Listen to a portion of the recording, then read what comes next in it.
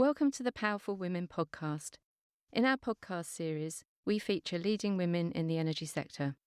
And today we're delighted to have two successful and inspiring women, Laura Sands and Susan Morrice, in conversation. Susan, I tell you what, when I met you, I was just sort of blown away. You really can't keep a good woman down, huh? And when we met with all those young, aspiring geologists and all the rest of it, I mean, do you feel that working with young people and working with young women who are excited about our sector, isn't that really inspiring for you? It absolutely is. But I've also got to say, when I saw you on the stage, just before you went up on the stage, you literally leapt up on the stage, full of energy, and knowing your information, your facts about statistics, about women's empowerment and what they can do to not just the energy sector, but the whole, let's just say, the whole business of living across the board. So I'm delighted and honoured to be here with you today. Can I just say, I think it's great. And it's wonderful to hear about your career because, I mean, starting as a geologist at Trinity, Dublin, and then ending up running this exciting, dynamic corporation in Belize. How did that journey happen? What were the steps, the big steps that were taken? Sounds really exciting. Well, there were a couple of ones that sound pretty normal. Yeah. I did what I loved. I loved the rocks. I loved nature and dancing around the Giant's Causeway and places like that. Went to Trinity. Wasn't really a scientist, so I came more from the imagination of geology. And luckily enough, it's not an exacting science. So you can sort of fill in the dots yourself, which was a wonderful exercise for the mind. Fell totally in love with Belize and Belizeans when I was asked to go to see if there was any oil there by actually a well-known English chap called Sir Ian Rankin. And went down, knew in my heart there was oil, but there were 50 dry holes. So everybody told me there is no way, Jose, as they said, no oil. But I knew it was there. And secondly, I got this passion, extra passion and purpose because I fell in love with the people and wanted to be a part of that transformation. So it was as much about the country and in some way, I'm saying, do you think that sometimes women are pretty good when they're told that it's impossible, that they can't do something, that there's a barrier up there? There seems to be this sort of real fighting spirit about trying to prove people wrong, maybe prove men wrong. Yeah, I wouldn't just say it was men. I'd say there's a fighting spirit and mainly it's men in the oil business. But I just knew in my heart, my gut feel, that intuition, that I was meant to be there and it wasn't just about the oil. It was about the real energy, that energy in all of us. And I felt like a pioneer. Mm-hmm. And you were, and you've built something really exciting and sustainable. But also, in many ways, you've created a business that must be a real pipeline and sort of sense of opportunity for people in Belize. Big time. Firstly, it was built by a Belizean man, Mike Usher and myself, who had this dream. We went along and understood, because we'd tried for about 15 years to find oil. But it wasn't until we had put our ducks in a row actually, lined up that understanding of the mind. How does our mind work? What holds us back as women or men? What's that doubt? And what's that fire and energy that can lead us out? So we went to a seminar. It was about 16 years ago actually now, and immediately set up Belize Natural Energy. Still nobody would believe there was oil. None of the normal oil companies came in with us into the joint venture. So we came back to Ireland and the UK, and 76 little Northern Irish investors came with us. They believed in the power of belief, actually. Yes, I'm sure. Mike then died. He was the Belizean, and I named the first well the Mike Usher number 1. We kept going. We didn't even have enough money for maybe one well. And statistically in the oil industry, wildcats, that's high-risk wells, you have to drill 15 before you hit. So the odds weren't looking too good for us. but we had a passion and a spirit that was indomitable. Nobody could have held us back. And off we set and we start to drill. And on the 24th of June 2005, on the first well, in a huge license block, 500,000 acres, the first choice, we hit not just ordinary oil, but oil so sweet it still goes into the generators without refining. My God. Then, about 3 days later, of course, we were celebrating the government. Everybody was with us. I realised that the day that Mike had passed prematurely was exactly to the day, the 24th of June 2004. We had discovered oil for the first time in Belize on the anniversary of his death 1 year later. My God, so that's a real tribute to him. And he's with us every day. We've drilled the Mike Usher number 1, number 2. We're on the Mike Usher number 22. But that tenacity, and as you rightly say, you've just got so much energy, and it must have just really inspired those investors. So what were the challenges that you felt trying to persuade them? And did they have a sort of perception of a woman running a oil and gas company that sort of created maybe intrigue as well as questions? If they had any perception about a woman, they didn't tell me, or I didn't hear it, because we were one force, one vision.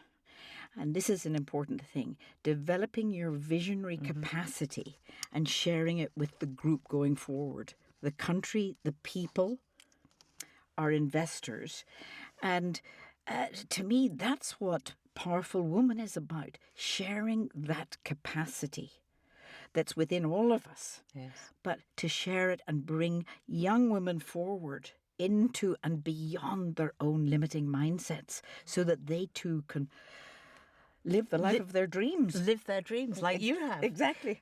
Susan, we set up Powerful Women to really support women in the energy sector to get to a much greater sort of diversity at senior levels, but also support young women through their careers. I just wonder what sort of your observations are, what you think we could do more of, and how important you think it is for the energy sector to really embrace women's careers as much as they have done men's. Well, there's a very important fact which I only found out about thanks to Powerful Women statistics and the studies you've been doing.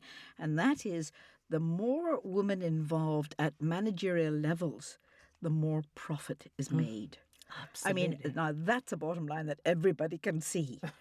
Now, there's so much more in that than that sheer fact. I would also say that statistically, we can go to 50% faster. Yes. Not just 40%, whatever that statistic was. Yes.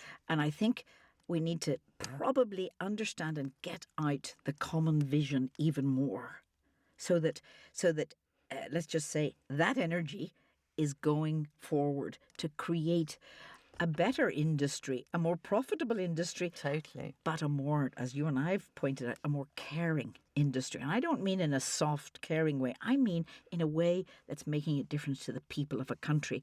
That's the public-private partnerships that are wanted throughout the world. Not, it's all for me, let's go. Not slam and grab and all the rest of it. Exactly. So you're throwing a challenge to us that we need to get faster and further on our targets. Absolutely, and I'll help in any way. Fantastic, thank you. But you talk also a lot about this creative vision, sense of passion. These are words that aren't very often associated with the energy sector, despite the energetic nature of it. But it's not necessarily part of what I would call the corporate culture of some of the big oil and gas companies. It must be very inspiring for people working with you. What do you feel women can learn from your sort of leadership, which might be different from others? I think you've hit the nail on the head. That's even more important than the discovery of oil. And in B&E, we call it the oil within, that energy, that creativity within ourselves, men and women actually, coming forward to be that beacon. So not only is B&E a beacon for the oil industry because we're working holistically with the love of the land, the love of the people, the love of the planet coming forward and making a huge difference. People come to the company and say, this is beautiful, but where's the oil? It's flowers everywhere and things like that. But it's more than that, because we actually won the Global Get Energy Educational Award in 2017, beating 50 countries in the localization sector. And I think this is where women are great at leading. It's not just about the oil. It's not just about the money. It's actually about the team spirit, about the potential of the people, about a whole country rising up. And that was our vision. Our vision was just that. And also, as you rightly say, that need to have values as a company, the need to have values beyond the balance sheet. Mm-hmm. And I think that women do look for roles and companies that actually can be more than just the financial return and the bonus at the end of the year.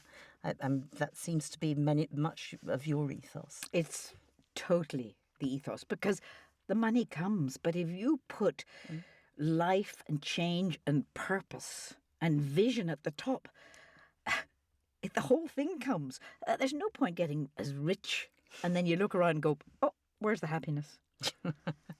And that's exactly what you're talking about. It's about that fulfillment, that passion, that energy. We're all in the energy business. And then when you look at young women and their careers starting, the oil and gas sector, the wider energy sector, what do you feel, how would you inspire them to say that it's a really exciting place to be and with opportunity? Because I think sometimes we're finding some of the young women coming forward are feeling that it's still the very, not necessarily masculine, but male, but it's a very macho environment. How would you respond? Well, I came to the science of geology from actually quite an artistic background. And so maybe it is, don't be afraid to be a contrarian, to get out there and walk your path, but get to understand yourself, the true nature of you, what you're about. And you'll find out that your capacity is unlimited. And if it takes you down a path of wanting to invent a whole new energy system, well, that's brilliant, because we need that too.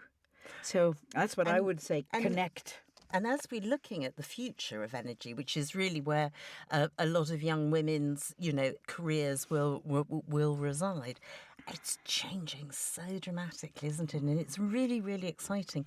I mean, I certainly feel that we need different sorts of skills than we've had in the past, much more 360-degree skills rather than linear technical. I mean, we need the technical as well, but it's about looking at different business models. And I really do hope companies understand that they need diversity in the widest definition of that to capture those new business models. Very definitely. And you've hit the nail on the head when you said new business models. The old ones have not worked in probably most sectors. And so there is a desire amongst young people. And as you say, we both met at the Young Professional Summit. Yes.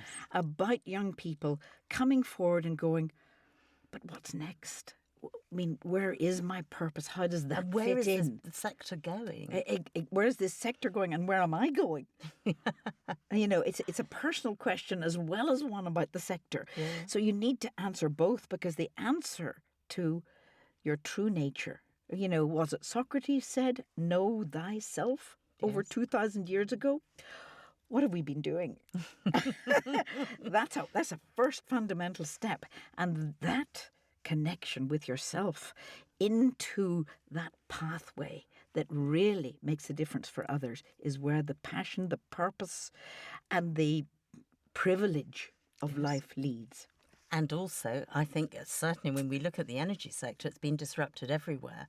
And in many ways, what I think is certainly important when we look at the progression of women in the sector is that sometimes they feel they have to comply with the so-called corporate culture or the corporate thinking, when actually the sector needs creativity, needs vision, and in some ways it needs challenge. And I just feel that that level of diversity that is a little lacking in the sector could actually save it and create much more resilient companies.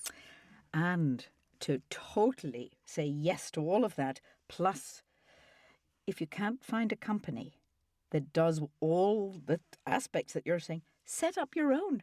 Be an entrepreneur. That's exactly what I did. Yeah, I know the feeling. I've done it too. Good. And it is the feeling of walking the talk. Yes, you can have bumpy times and maybe, you have to be tight on the pennies. But actually sleeping on the floor in Belize, which I did at the beginning, I mean, that's all part of the journey, part of the development of resilience, part of the dream. Yeah, and it's the adventure of life. That's the adventure of life, exactly. But it's quite interesting you say that, and I think we have quite similar sort of approaches to life, as both sort of being quite entrepreneurial and happy to take risks. I mean, is there advice that you would give to some of maybe the more traditional chief executives of some of the energy companies when they're looking at the team below them? Sometimes one suspects that they're just really promoting people who look like them. Do we not need to inspire and challenge them to be a little bit more adventurous with their team and with their businesses? Yeah, I think many, let's just say, more classical type of job description professionals have actually had to look at themselves. Very polite. very, very diplomatic. They've had to look at themselves due to price downfalls. Quite often they've been let go. And that will be a shake-up, that they can decide to look at themselves and say, how can I now learn from this? Or blame it on the price of oil. Yeah. They've got to own their future, and in some ways having more business models, different diversity of reaching the market requires new skills, because sometimes you feel it's quite linear, it's quite contained. And I would have thought some good feisty women might actually help shake things up. Well, I think they are. I think you have. I can see the twinkle in your eye. I think, yes, there's a shake-up. And we also, just common sense, don't rely on the price of, for instance, oil. And you don't need to ride the roller coaster up and down. Have a look at sideways moves into, for instance, we develop propane and butanes, cooking gas for the local markets. We bring it around and make electricity. And we're working on all sorts of what I would say value chain added. Yes, well, that's absolutely key. And it's even things like bath salts. Now, most of the men wouldn't have thought of exfoliation and bath salts, but actually they thought it was a jolly good idea because salty water comes up with oil and gas. No, absolutely. Yeah, it's fantastic. So it's opening your mind to the possibilities of maybe being a spa company as well as an oil company.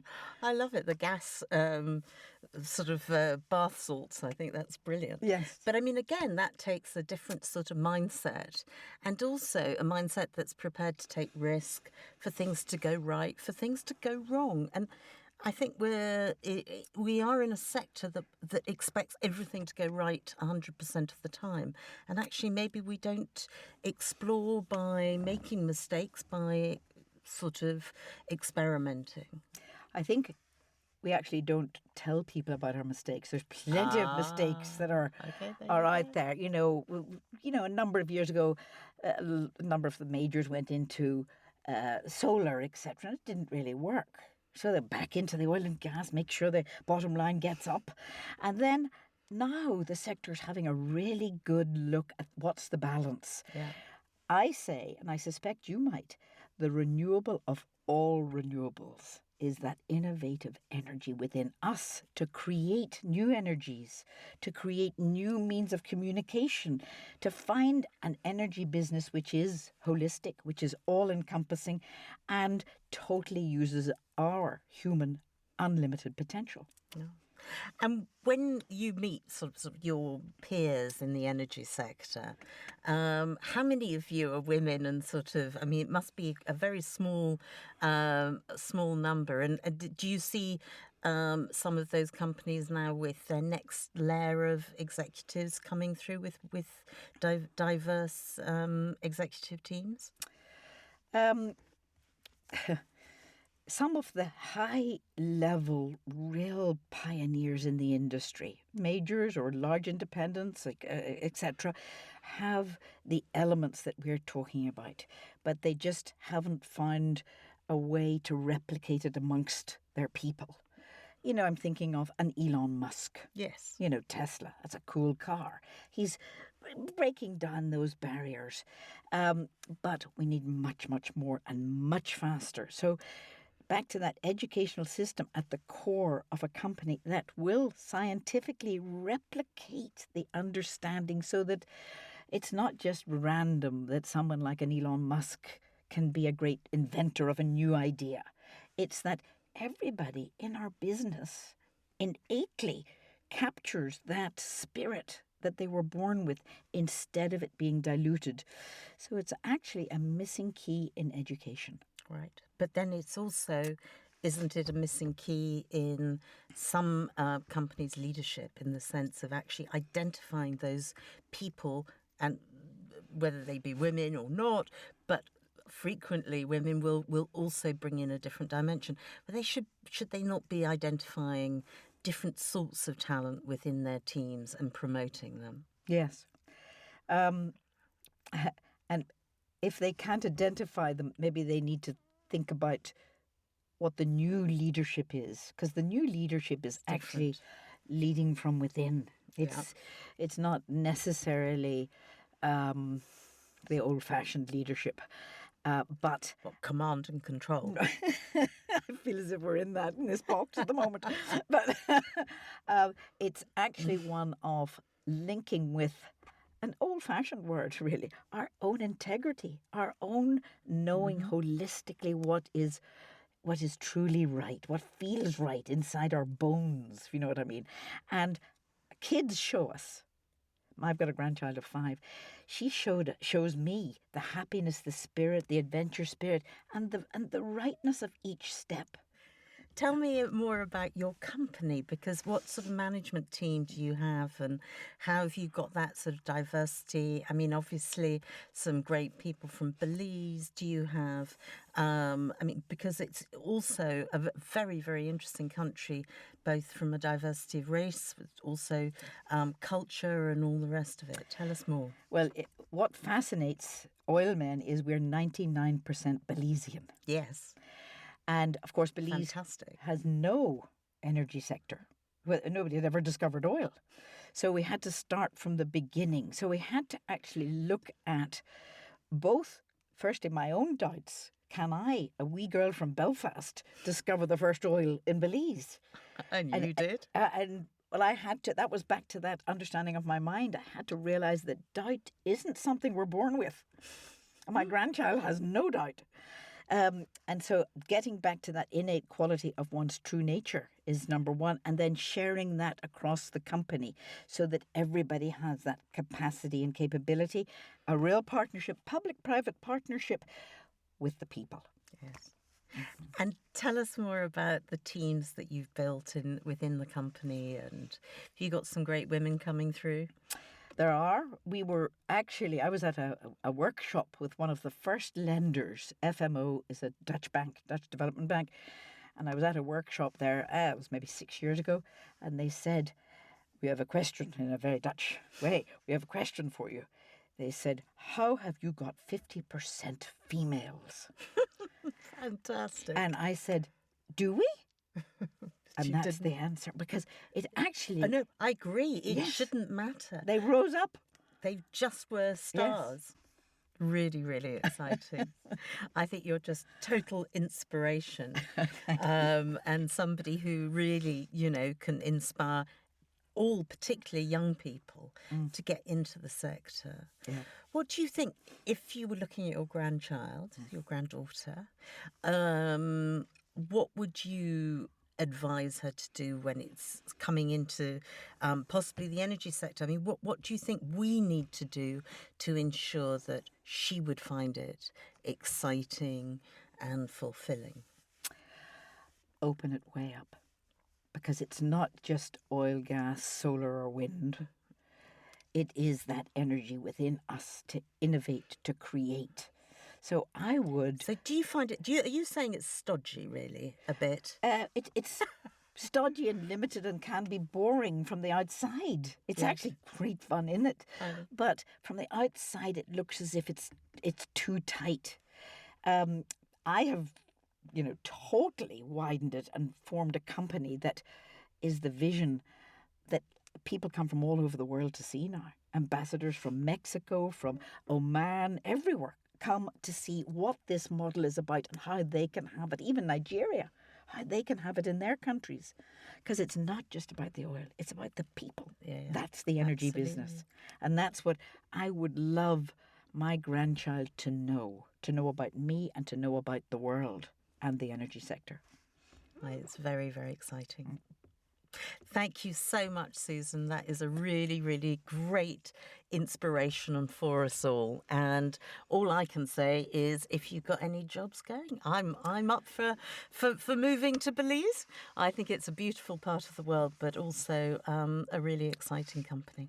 Thank you. I would like to add one thing, and I think you're setting up way back in 15, this organisation, Powerful Women in Energy, is a platform to really help those that maybe have got a bit stuck or need to be inspired further. And so I'm delighted to be here, and especially honoured to be with you, who set this very organisation up. There were lots of us who did it, but yes, thank you so much.